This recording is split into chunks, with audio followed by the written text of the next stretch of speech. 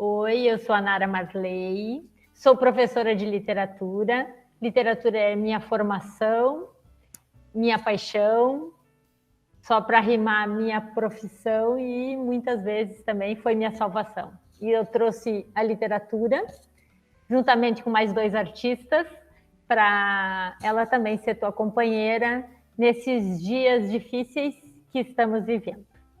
Neste projeto estão parceiros a Bianca e o Vitor. Então eu vou deixar agora a Bianca se apresentar para vocês.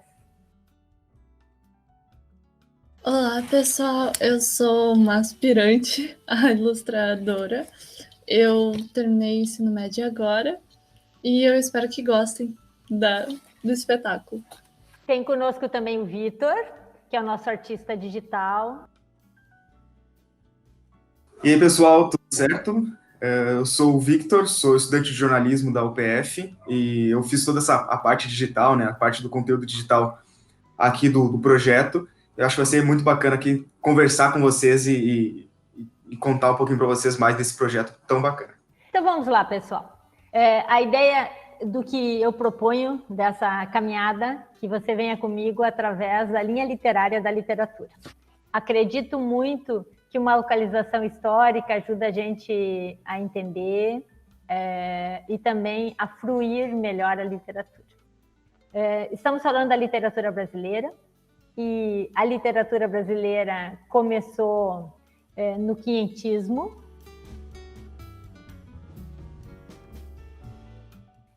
Sempre pensando que esse momento te ajude a estudar, te ajude a compreender, a melhor interpretar e fruir esses textos maravilhosos que a literatura brasileira nos forneceu.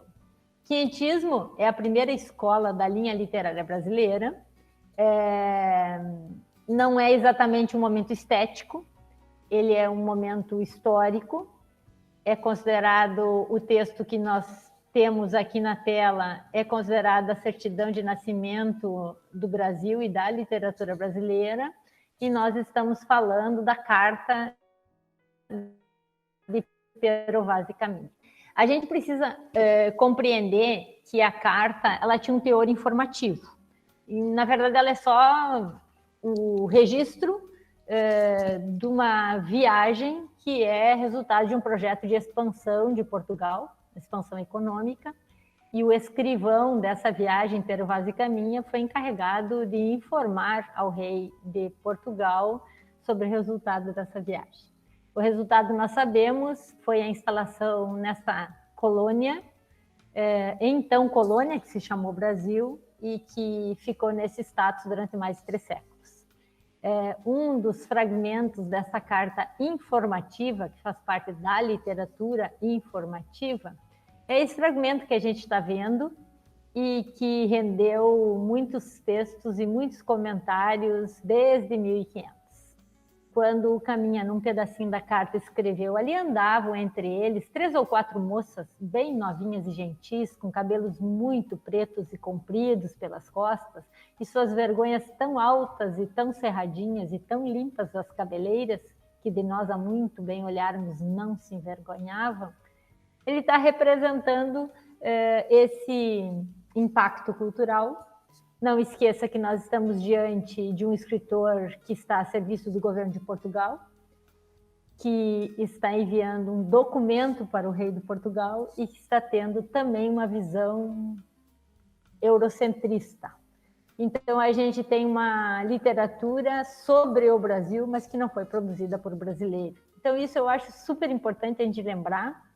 Se a gente estiver estudando para o Enem, isso é importante. Se a gente está fazendo uma comparação histórica, isso é fundamental também. Entender que é uma forma eurocêntrica de visualizar o nativo que aqui foi encontrado, que são os nossos índios. Tema tão contemporâneo, tão pertinente, tão necessário, e esse contraste, essa comparação histórica é fundamental em todos os momentos. Então, não esqueça da carta, que ela pode ser usada por você em várias situações que você precise discorrer sobre o assunto e que você precise também fazer um posicionamento, construir a tua ideia crítica sobre esse assunto. O Oswald de Andrade, um dos maiores nomes do modernismo no Brasil, aproveitou esse fragmento da carta e construiu uma paródia. Provavelmente uma das paródias mais conhecidas do modernismo da primeira fase do Brasil. Oswald de Andrade foi o idealizador do modernismo no Brasil. Ele construiu ao lado do Mário de Andrade e Manuel Bandeira a Semana de Arte Moderna, e numa das suas primeiras obras, Poesia para o Brasil, ele fez esta paródia. Eram 3 ou 4 moças e bem gentis, com cabelos muito pretos pelas espadas, e suas vergonhas tão altas e tão saradinhas, que de nós, a muito bem olharmos, não tínhamos nenhuma vergonha. Então não esquece do traço de humor, do traço de crítica, desse tom tipicamente satírico que o Oswald dá, a poesia da primeira fase em especial, e da revisão da história pátria que é feita porque nós estamos aqui diante de um texto produzido no início do século XX, que está parodiando um texto que foi produzido lá em 1500. Bom, vamos continuar a nossa viagem histórica e vamos passar então para a segunda escola literária brasileira, que é o Barroco.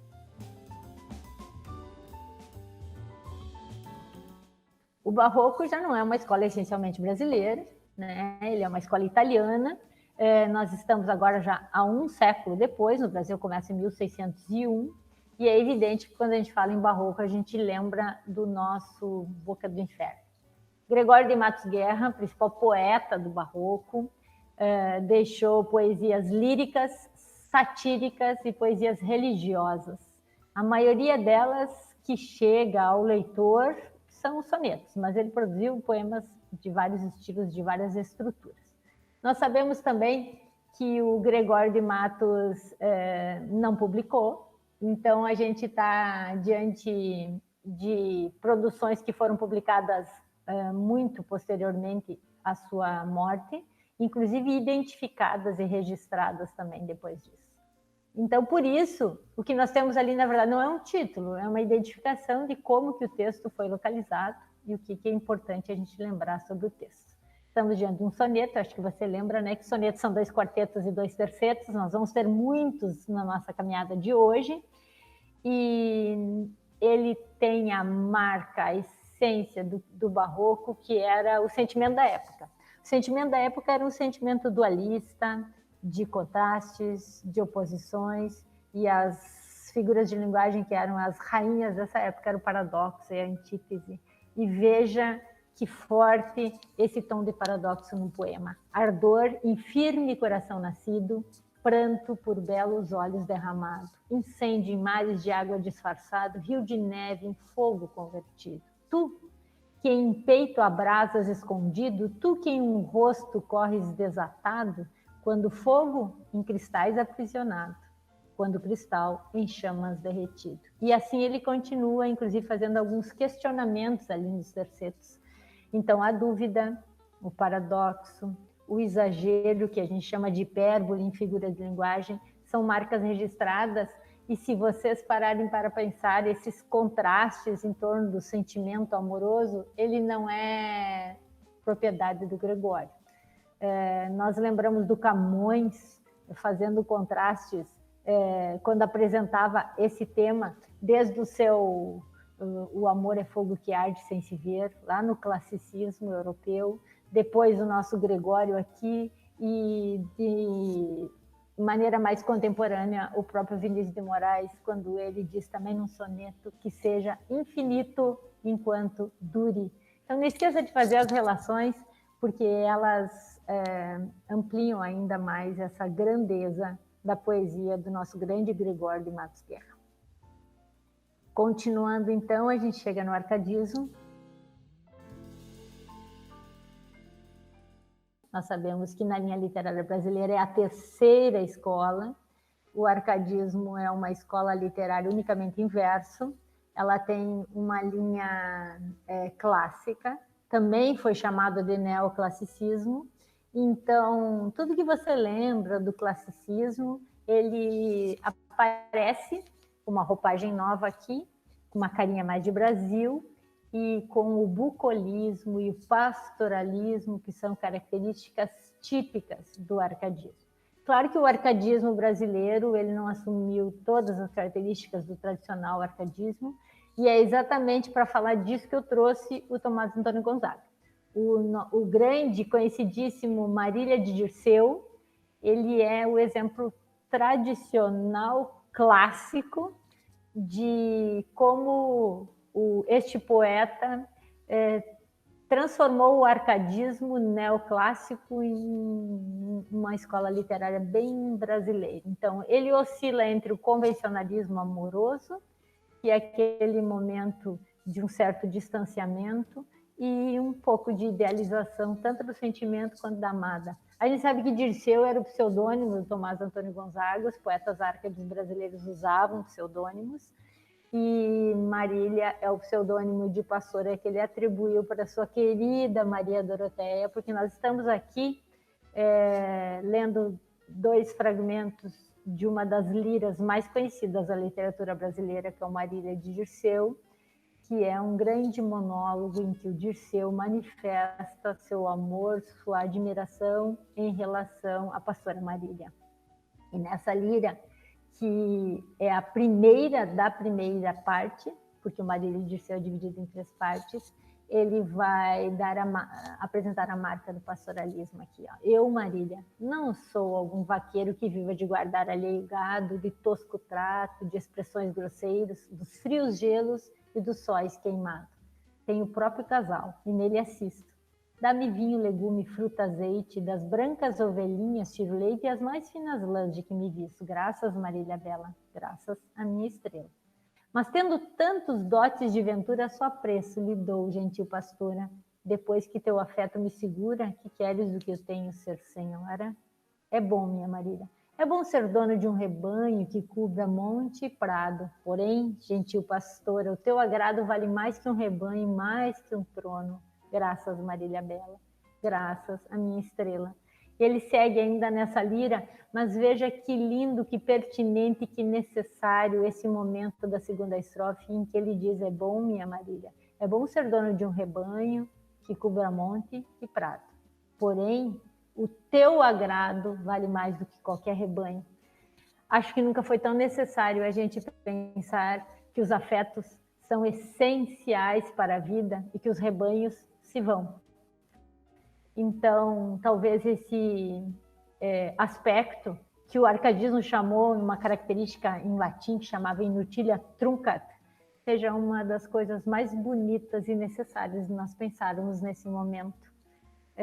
A valorização dos afetos, porque as coisas vão. E veja que lindo, o arcadismo já trazia isso para nós. Na lira seguinte, ele vai adotar uma característica que é típica do arcadismo, que é usar elementos da mitologia. E ele vai falar do amor usando um elemento que possivelmente é o maior clichê que todo mundo já ouviu, viu, que é a figura do Cupido. Ele diz assim: pintam, Marília, os poetas, a um menino vendado com uma aljava de setas, arco empunhado na mão, ligeiras asas nos ombros, o tenro corpo despido, e de amor ou de Cupido são os nomes que lhe dão.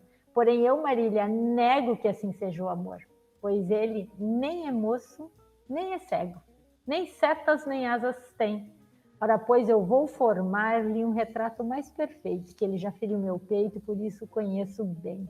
Os seus compridos cabelos, que sobre as costas ondeiam, são que os de Apolo mais belos, mas de loura a cor não são.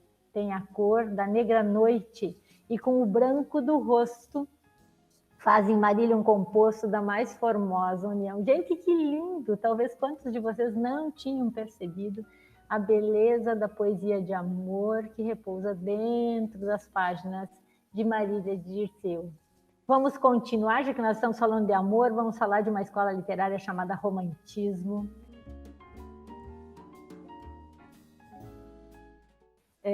Vocês lembram muito dessa escola, tem nomes magníficos, grandes estrelas que compõem essa constelação, que é a do romantismo brasileiro, e uma delas é Gonçalves Dias. E é claro que quando a gente fala de Gonçalves Dias, todo mundo lembra da figura do índio. A figura do índio, ela é usada no romantismo para, vamos dizer assim, suprir o medievalismo do romantismo europeu. Eles precisavam, no perfil do romantismo, da literatura brasileira, de um herói nacional. Por quê? Porque o romantismo marca o início da literatura propriamente brasileira. Durante 3 séculos e meio, nós ficamos sob domínio do governo português, éramos colônia. Então, em 1822, o Brasil se torna independente politicamente, e com a independência política vem a independência literária, artística. E vários escritores manifestaram, através de muitos aspectos da natureza, essa alma, essa essência do nacionalismo. O Gonçalves Dias em verso e o nosso querido José de Alencar, como por exemplo a obra Iracema, em prosa, trouxe a figura do índio, manifesto como um herói nacional. Ele tinha virtudes, ele tinha beleza física, era ético. E aqui no Ijucapirama, nesse canto 4, ele apresenta-se um pouco, e acho que vocês lembram, porque é um poema épico, então ele tem um enredo, é uma narrativa, então. Ele é capturado por uma tribo de canibais e, antes de se proceder o ritual canibal, ele pede clemência diante da morte, porque seu pai é cego e velho e precisa do seu apoio e do seu cuidado.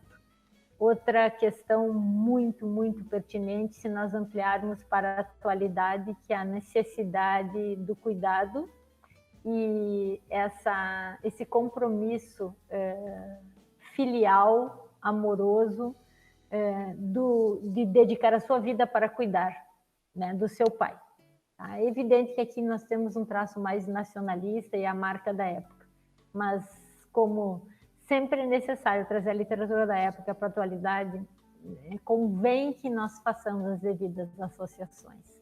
Quando ele se apresenta diante da tribo que o capturou, ele diz: meu canto de morte, guerreiros ouvi, sou filhos da selva, nas selvas cresci, guerreiros descendo da tribo Tupi. Então nós sabemos que nós estamos diante de um índio Tupi.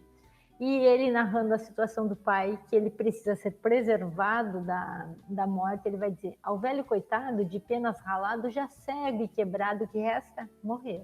Enquanto descreve o giro tão breve da vida que teve, deixai-me viver. Esse deixai-me viver, considerando o contexto e o aspecto cultural, era motivo de vergonha, porque seria temor diante da morte, mesmo que a motivação nobre que estivesse no peito do Juca fosse de alta grandeza. Sabendo que o filho pediu clemência diante da morte, desconsiderando que ele fez isso pelo pai, porque para um pai nessa época era mais importante um filho bravo do que um filho que pediu clemência diante da morte, que parecesse aos outros covarde. O pai amaldiçoa o filho e o renega. Então esse renegar e amaldiçoar é fortíssimo no canto 8, e causa um impacto cultural, né? Como é interessante e como é importante a gente compreender os aspectos culturais de cada povo e de cada época para tentar entender o que se passa dentro de cada fala e que intenção tem o pai com isso. O pai vai dizer ao filho: tu choraste em presença da morte, na presença de estranhos choraste? Não descende o covarde do forte, pois choraste, meu filho, não és. Possas tu, descendente maldito de uma tribo de nobres guerreiros, implorando cruéis forasteiros, seres presa de vis aimorés, possas tu, isolado na terra, sem arrimo e sem pátria vagando, rejeitado da morte na guerra, rejeitado dos homens na paz. Ele vai dizer ainda que deseja coisas horríveis, impacta muito ao leitor, mas lembre, no período do romantismo era melhor um filho morto do que um filho covarde, assim como na figura da mulher era melhor uma filha morta do que uma filha bem, entre aspas, perdida. A marca disso você vê inclusive naquele romance Lucília, do José de Alencar, em que a menina se torna uma cortesã por contingências da situação da época, e também é execrada pela família. Vamos continuar, já chegamos no realismo. É claro que quando a gente chega no realismo, a gente não pode deixar de falar do fundador da Academia Brasileira de Letras, do maior nome da história da literatura brasileira até o século XIX, sem dúvida nenhuma, que é Machado de Assis. O nosso grande mestre Machado de Assis, no início do realismo, ele publicou Memórias Póstumas de Brás Cubas. Exatamente no ano de 1881, quando começa o realismo no Brasil, surge esse romance, que é um romance que tem a marca do pessimismo, da ironia, da quebra da linearidade, porque ele começa com a morte, com a sua própria morte. Veja o nome, Memórias Póstumas, então é o nosso protagonista, Brás Cubas, que é narrador Memórias, e que está falando que morreu. Eu morri, eram 3 horas da tarde, chovia, no meu enterro tinha 11 amigos. Lembra no comecinho do romance? Pois nós temos a marca dessa quebra da linha do tempo, em que o Machado brinca com isso. Uma outra coisa que se inaugura praticamente nessa escola é a narrativa em primeira pessoa. Hoje, tão comum você ver o protagonista contando a sua história, pois o nosso grande Machado de Assis inaugura isso, inaugura também uma análise psicológica da personagem, que vai se estabelecer como característica típica da literatura a partir daí. E esse tom irônico, porque ele fala de morte, mas ninguém sofre muito com a ideia da morte aqui, porque a morte muda de faceta no realismo. Ela assume esse tom de ironia, ele brinca com isso.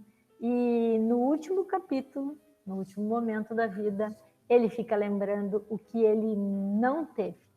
E por isso ele chamou esse último capítulo de Das Negativas, e é o clássico da obra do Machado como um todo. Ele vai dizer, só um pedacinho do capítulo aqui, este último capítulo é todo de negativas. Não alcancei a celebridade no palácio, não fui ministro, não fui califa, não conheci o casamento. Verdade é que ao lado dessas faltas, coube-me a boa fortuna de não comprar o pão com o suor do meu rosto. Depois ele continua sobre outros nãos, e quando ele fecha, ele diz: não tive filhos, não transmiti a nenhuma criatura o legado da nossa miséria. Quando ele diz: não fui ministro nem califa, ele fala que o status que ele buscou ele não alcançou. Quando ele diz: não conheci o casamento, assim como não tive filhos, ele fala que ele também não alcançou o amor esperado. E quando ele fala que não conseguiu vamos dizer assim, dinheiro suficiente, né, para ficar alguém milionário, ele vai dizer também que não teve a fortuna que ele almejou. São os 3 grandes nãos. Continuando a nossa viagem, nós vamos chegar no naturalismo.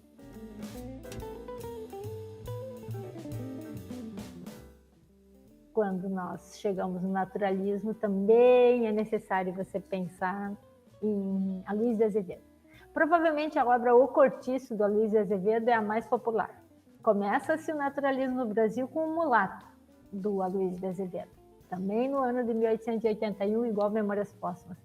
Mas é com a obra O Cortiço que ele se celebrizou, que a escola se celebrizou, e provavelmente uma obra que vários já leram. Nós temos aqui um ambiente coletivo, de uma classe social mais baixa, e vários elementos do naturalismo estão presentes nessa obra. Ele tem uma linguagem mais simples, não tão culta nem sofisticada que nem Machado de Assis, com uma poética maravilhosa que pouca gente lembra do aspecto poético da linguagem do Aloysio de Azevedo. Por quê? Porque geralmente, assim, como tem um número excessivo de personagens, tem muita ação, tem zoomorfização, que é atribuir características de animais para as personagens, e muita descrição do ambiente, para o ambiente também animalizado, às vezes até os aspectos mais escatológicos, aquelas sujeiras, aquelas questões mais degradantes.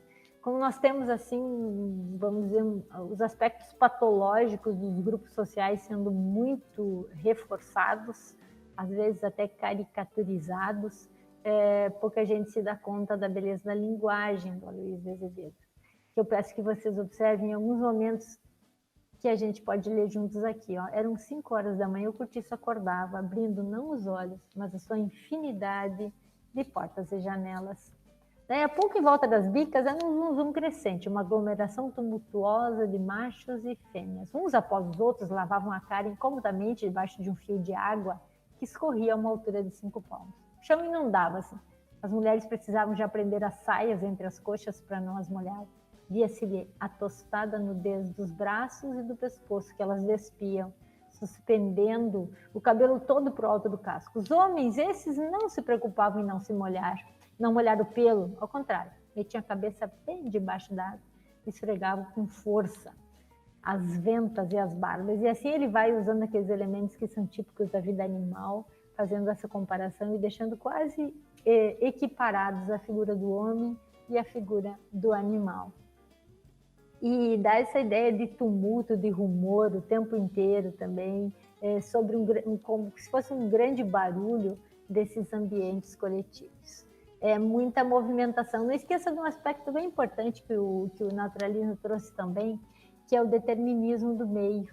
E se a gente pensar em Enem, é muito pertinente fazer uma associação com a atualidade, porque determinar a pessoa pelo meio que ela vive é algo completamente preconceituoso e algo a se repensar no momento atual. E é o que aparece aqui, o determinismo de figuras que viviam nesse cortiço e que foram, vamos dizer, moldadas pelo meio que elas viviam. Foram recebendo os vícios daquele lugar e a vida ficou muito submetida a esse ambiente. Como, por exemplo, o personagem Jerônimo, que acho que você vai lembrar, que era um português que tinha a tradição europeia e que se abrasileirou. E nesse se abrasileirou, é evidente que o Luiz traz uma crítica, né? Porque ele foi adquirindo vários vícios. Quando a gente continua a linha literária, a gente chega no parnasianismo, e que muita gente torce o nariz, que o parnasianismo é muito racionalista, bastante frio, pregava um conceito de belo que talvez muitos questionem, que é o belo da perfeição. Atendia a necessidade de uma época, o parnasianismo é uma escola literária que cultivava o princípio estético da arte pela arte. A arte só é válida se ela produz beleza nela mesma. Então, ela tem um fim na sua própria beleza, que é a arte pela arte. Quando você pensa em parnasianismo, você pensa em Olavo Bilac, que é, sem dúvida, o escritor mais popular. Mas não é o mais perfeito. O mais perfeito é Alberto de Oliveira. Então, se você está estudando, você pode lembrar da tríade parnasiana. O Alberto de Oliveira é o do vaso grego. Raimundo Correia, que é o de As Pombas. E o Olavo Bilac é o de muitos poemas. Eu trouxe hoje um dos sonetos do Olavo Bilac. Aliás, soneto é a forma de poesia preferida dos parnasianos. E o soneto rimado, decassílabo e metrificado, ou seja, com todas as questões formais, os aspectos formais sendo respeitados. Bem dentro do princípio de que o mais importante é o que é perfeito, ser perfeito, escrever de maneira perfeita, é este poema a um poeta, do Bilac, em que ele prega uma ideia que os modernistas depois criticaram muito, que é o poeta se isolar do mundo da vida social e se voltar para a construção de algo belo e só. Veja só que ele vai dizer assim: longe do estéril turbilhão da rua, Beneditino escreve: no aconchego do claustro, na paciência, no sossego, trabalha e teima e lima e sofre sua. Mas que na forma se disfarce o emprego do esforço e a trama viva se construa de tal modo que a imagem fique nua, rica, mas sóbria, como um templo grego. Não se mostre na fábrica o suplício do mestre, e natural o efeito agrade, sem lembrar os andaimes do edifício. Porque a beleza, gênia da verdade, arte pura e inimiga do artifício, é a força e a graça na simplicidade. A ideia de que não transpareça quando você escreve o trabalho que aquilo deu, e é evidente que metrificar em decassílabos, fazer rima B a B, deveria ser muito árduo para fazer uma produção poética. Chegamos ao simbolismo. O simbolismo é uma escola francesa que existiu no Brasil exclusivamente em verso. Temos 2 ícones simbolistas, inclusive esse que eu trouxe para vocês, que é o fundador do simbolismo no Brasil, que é Cruz e Souza. Cruz e Souza é um exemplo de poeta que é um dos maiores do simbolismo mundial, mas não teve reconhecimento em vida. Ele era negro, filho de pai e mãe escravos, e padeceu de forte preconceito racial, não conseguiu atingir os espaços que ele merecidamente conquistou, mas não recebeu a liberdade de poder ser, por exemplo, promotor público na cidade de Laguna, para o qual ele fez formação, prestou concurso e foi aprovado. Nunca foi tão pertinente também repensar esses julgamentos e preconceitos que é quase que inacreditável imaginar que em época tão evoluída se involua tanto pensar dessa forma ou tratar alguma pessoa com algum tipo de preconceito, seja por qual motivo for.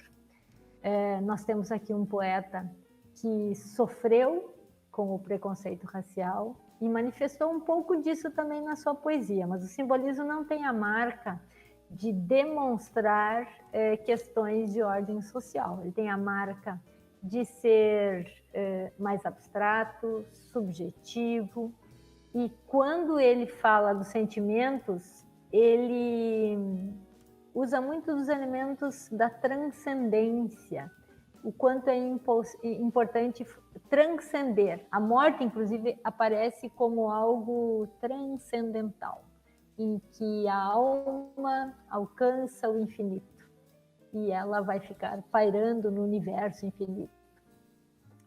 Como se o corpo estivesse guardando essa alma, esse corpo fosse um calabouço, fosse um cárcere, e o único momento máximo de libertação fosse exatamente o momento da morte. O nosso Cruz e Souza foi chamado de cisne negro pela sua raridade, pela beleza dos seus versos. Ele é natural de Santa Catarina, Florianópolis, e é um dos maiores poetas da história da literatura brasileira, apesar da escola do simbolismo ser passada mais rapidamente, de maneira muito errônea, porque tem pérolas aqui como cárcere das almas. Toda alma num cárcere anda presa, soluçando nas trevas, entre as grades do calabouço, olhando imensidades, mares, estrelas, tarde e natureza. Tudo se veste de igual grandeza quando a alma, entre grilhões, as liberdades sonha. E sonhando, as imortalidades rasga no espaço da pureza. Almas presas, mudas e fechadas, nos prisões colossais e abandonadas da dor no calabouço atroz, funéreo. Nesses silêncios solitários graves, que chaveiro do céu possui as chaves para abrir as portas do mistério? Não sei se vocês perceberam, mas o poema sugere uma sonoridade, e essa é uma outra característica do simbolismo que se destaca por muitas metáforas, que vocês vão verificar, que vocês verificam nessas ilustrações da Bianca, tão bem representada e interpretada. E esse eco do S, por exemplo, dessa estrofe, almas presas, mudas e fechadas nas prisões, é uma outra marca da busca da musicalidade e da sonoridade no poema simbolista. Continuando, nós chegamos ao pré-modernismo.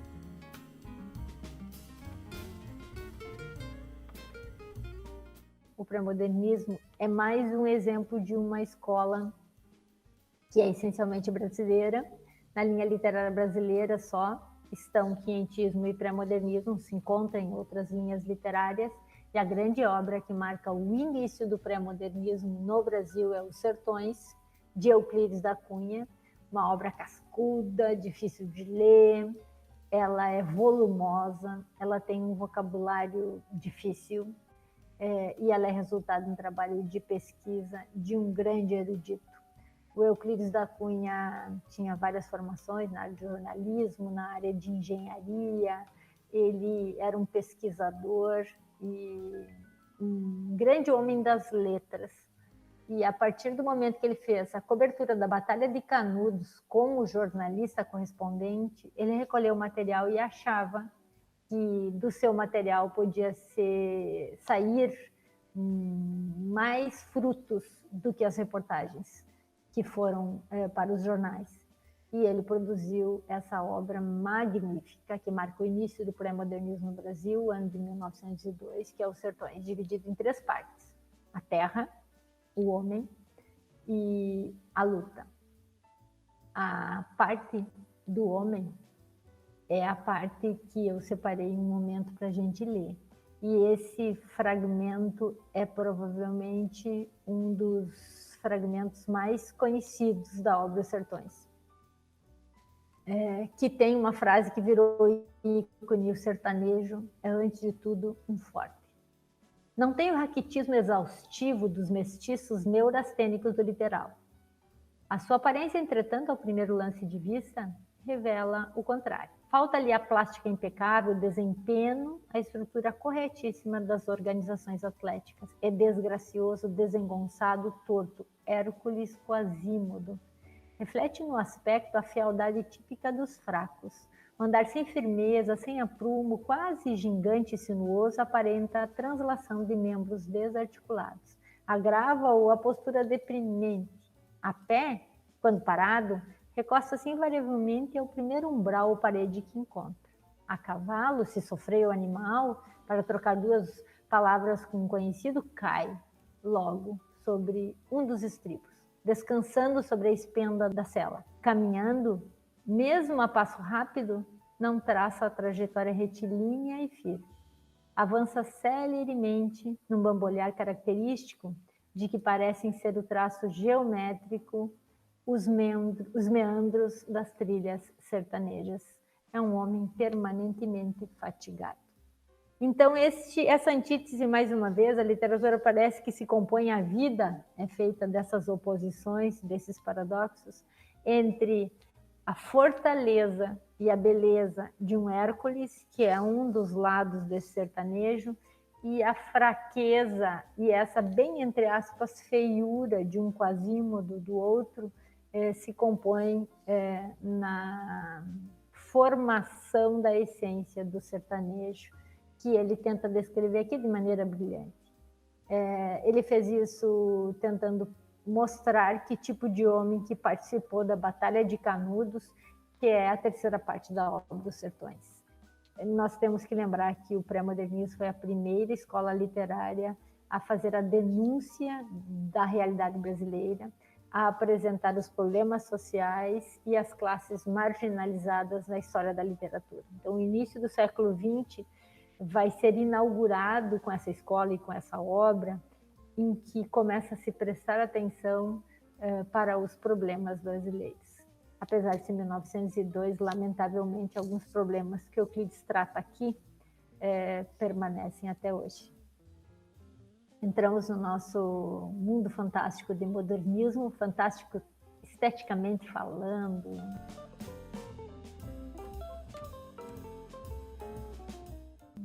O poder desbravador que essa escola teve, e agregador também, porque vários artistas começaram a se reunir, mais ou menos o que nós estamos fazendo hoje aqui, que é essa participação de muitas artes. Se uma arte já salva, imagina a união de tantas.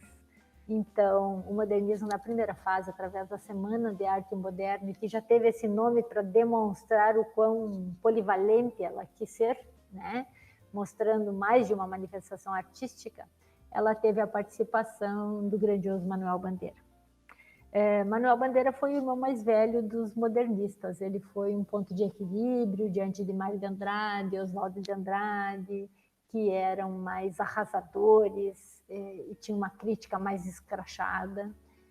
Talvez pela idade ou ainda por alguns aspectos biográficos, principalmente a doença pulmonar que ele teve na juventude. Ele foi diagnosticado com tuberculose muito cedo e acreditava realmente que, a exemplo de Álvares de Azevedo, ele ia morrer amanhã. Isso ele descobriu com 19 anos de idade. Ele morreu com mais de 80, e é evidente que isso foi muito bom, para nós, para a sua própria vida, mas também trouxe alguns aspectos de pesar que ele mesmo vai transferir em algumas poesias, como, por exemplo, aquela que ele diz: Andorinha lá fora anda dizendo, passei o dia à toa. Andorinha, a minha cantiga é ainda mais triste. Eu passei a vida à toa. Porque ter tuberculose em fins do século XIX abortaram muitas coisas que hoje alguns remédios te propiciam, mas na época que não tinha esses medicamentos, não propiciaram a vida do Manuel Bandeira. Mas eu trouxe para vocês um poema de uma maturidade maior da poesia do Manuel Bandeira. Ele já produzia lá desde 1917. Em 1930 ele teve a publicação do seu fantástico Libertinagem, que é uma obra da maturidade do modernismo, que mostra assim, o lirismo moderno.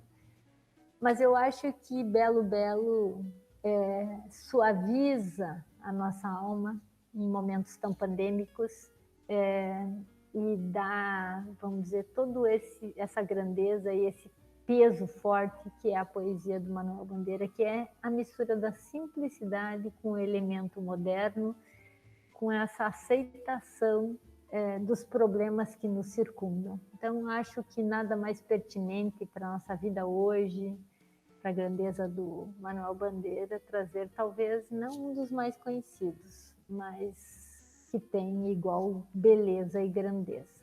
Está na obra Belo Belo, de 1948, e o poema diz assim: Belo, belo, belo, tenho tudo quanto eu quero. Tenho fogo de constelações extintas há milênios, e o risco brevíssimo que foi, passou de tantas estrelas cadentes. A aurora apaga-se, e eu guardo as mais puras lágrimas da aurora. O dia vem, e dia adentro continuo a possuir o segredo grande da noite. Belo, belo, belo, tenho tudo quanto eu quero. Não quero o êxtase, nem os tormentos. Não quero que a terra só dá com o trabalho. As dádivas dos anjos são inaproveitáveis. Os anjos não compreendem os homens. Não quero amar, não quero ser amado. Não quero combater, não quero ser soldado. Quero a delícia de poder sentir as coisas mais simples. Nessa simplicidade e beleza, vocês desfrutaram de uma sequência interpretativa das belíssimas ilustrações da Bianca. Seguindo o nosso modernismo, vamos chegar no momento de estrelas fantásticas.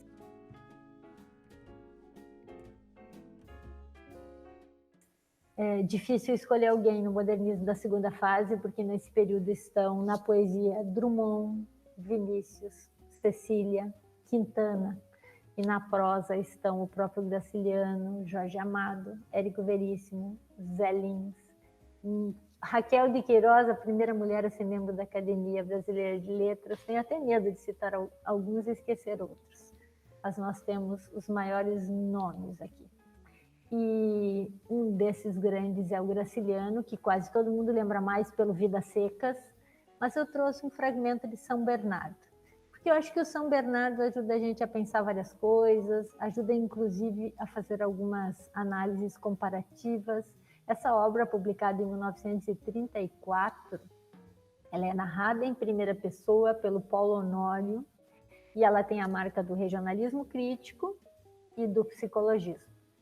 Ela agrega isso. E a gente poderia dizer que Graciliano consegue inaugurar uma característica que o grandioso João Guimarães Rosa vai seguir depois, que é o regionalismo universal. Nós poderíamos, retirando este texto do espaço que ele foi inserido, colocar ele dentro de uma temática bem universal, que é essa feiura humana que alguns gestos e atos dão.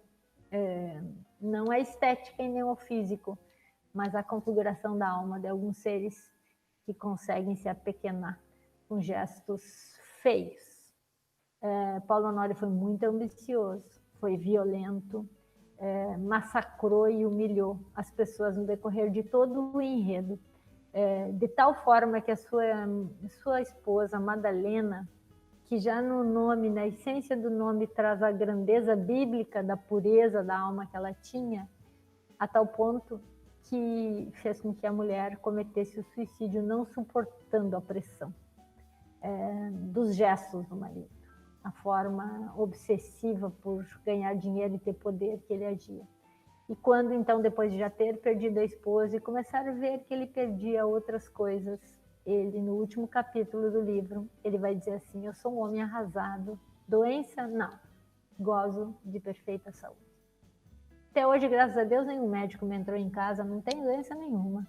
O que estou é velho, 50 anos pelo São Pedro, 50 anos perdidos, 50 anos gastos sem objetivo, a maltratar-me, a maltratar os outros. O resultado é que endureci, calejei, e não é um arranhão que penetra essa casca espessa e vem ferir cá dentro a sensibilidade embotada. 50 anos. Quantas horas inúteis consumir-se uma pessoa a vida inteira sem saber para quê, comer, dormir como um porco, levantar-se cedo todas as manhãs, sair correndo procurando comida, e depois guardar para os filhos, para os netos, para muitas gerações. Que estupidez, que porcaria. Não é bom ver o diabo levar tudo? E ele vai continuar. E talvez a gente pense, eu acho que nunca pensamos tanto quanto nesse ano, como é importante as coisas simples, pequenas, e não tanto acumular. E eu acho que essa reflexão, não sei se dá para dizer bem reflexão, considerando a personalidade deste nosso personagem, que quase que não se arrepende, mas essa reflexão de nós, leitores, sobre algumas condutas que se faz só para acumular. Vocês vejam quantos elementos que a literatura nos traz, quantos períodos diferentes fazem a gente pensar sobre as coisas maiores e fundamentais da vida. Vamos seguir, chegamos no nosso modernismo terceira fase.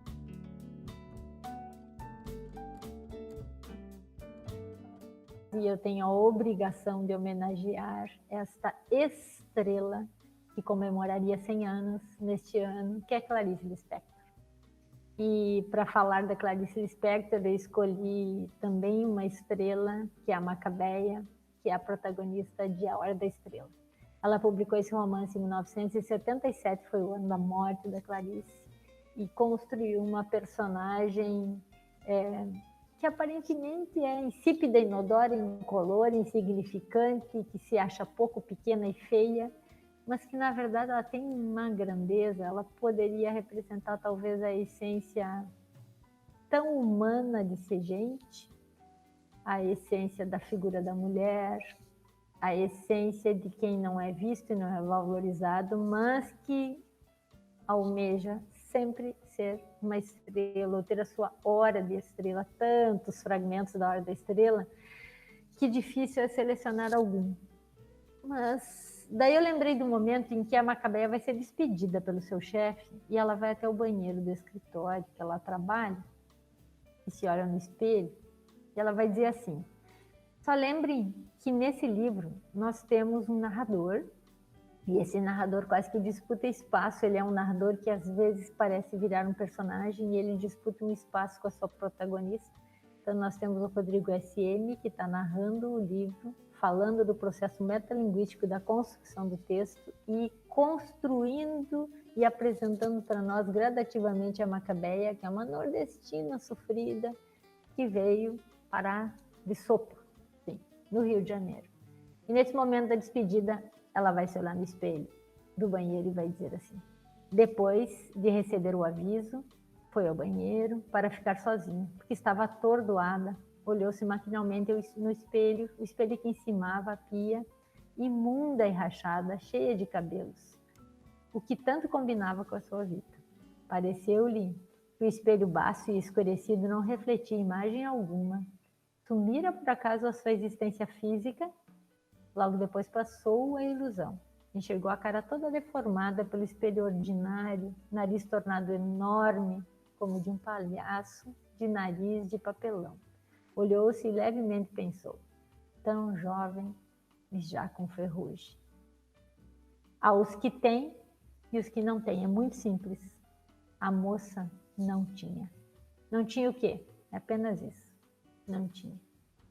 É o nosso narrador que entra ali e se mete, então dá essa alternância de parece que às vezes a Macabeia está falando, parece que às vezes só um narrador onisciente em terceira pessoa e às vezes é o narrador Rodrigo S.E. E assim ele vai jogando até que, explosão, a nossa Macabeia vira uma estrela. Muito difícil de escolher alguém para fazer o fecho desse momento e representar a literatura contemporânea.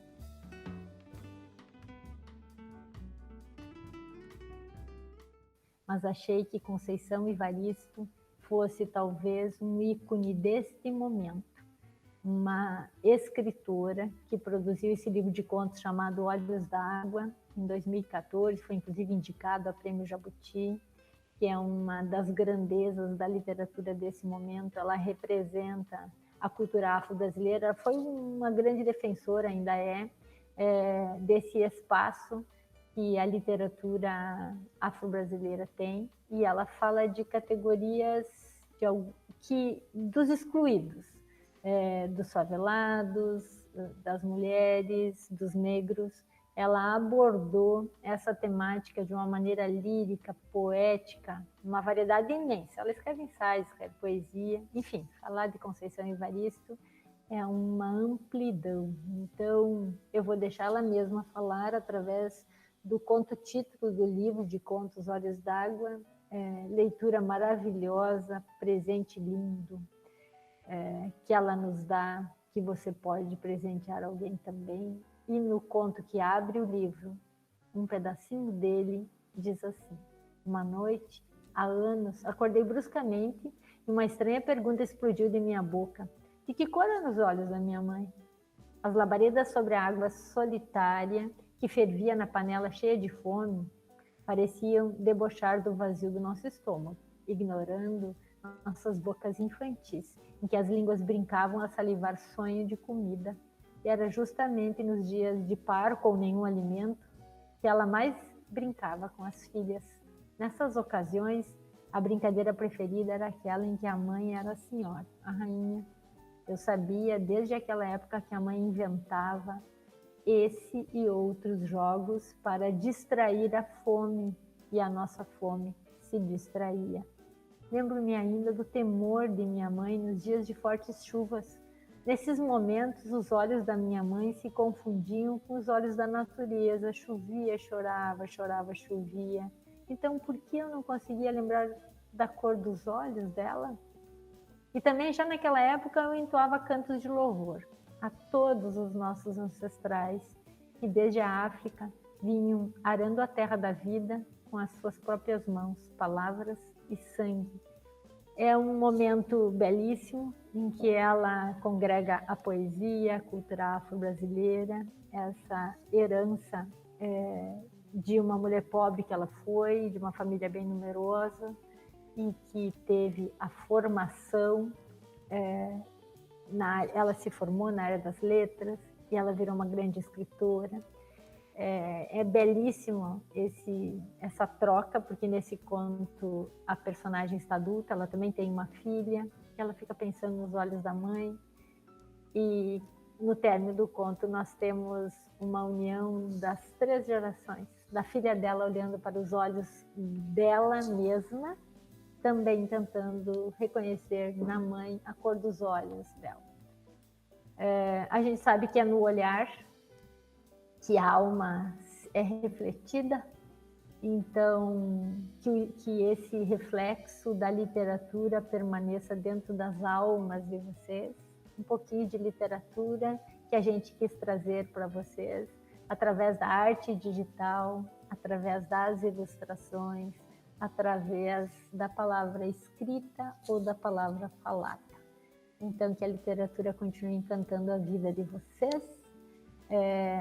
Nesse momento, eu convido, então, o Victor e a Bianca para a gente dar o nosso tchau e que esse momento de literatura tenha ajudado vocês, acalentado a alma e inspirado para que a gente tenha ainda mais fôlego para continuar.